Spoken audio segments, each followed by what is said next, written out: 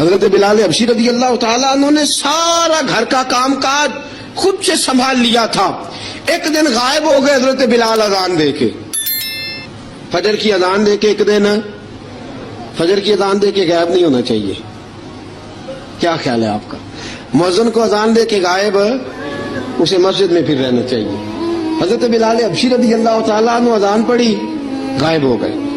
صحابہ ڈھونڈ رہے ہیں بلال کدھر ہے, اقامت پڑھے. حضور نے فرمایا خیر جاؤ, بلال آئے گا تو اقامت پڑھے گا. بلال آئے گا تو جلدی نہ کیا کرو مسجد میں, اگر 2-4 منٹ کبھی دیر ہو جائے نا نماز میں تو جلدی کوئی بات نہیں, اللہ کے گھر ہی آئے ہو نا, جلدی نہ مچایا کرو. اللہ کا گھر ہے, رحمت والی جگہ ہے.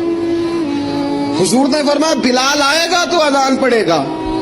اب سب صحابہ خاموش ہیں کہ بلال جاتا نہیں, کام بھی اس کا کوئی ایسا نہیں. حضرت بلال دوڑے آئے, جلدی دوڑے آئے. رسول پاک صلی اللہ علیہ وسلم نے سوال ہی نہیں کیا کہ بلال تو کدھر سے آیا, فرمایا آ گئے ہو. حضور آ گیا ہوں, پڑھو اقامت پڑھی, جماعت ہو گئی. اب صحابہ کرام علی مریدوان حیران ہے کہ حضور نے پوچھا ہی نہیں اور بلال آیا بھی دیر سے. حضرت جناب سیدنا صدیق اکبر, جناب مقداد, جناب سلمان فارسی, چند صحابہ نا حضرت بلال کو لے کے, کون ہے بلال تو کدھر تھا, راز کی کوئی بات ہے جو بتاتا نہیں, کدھر تھا.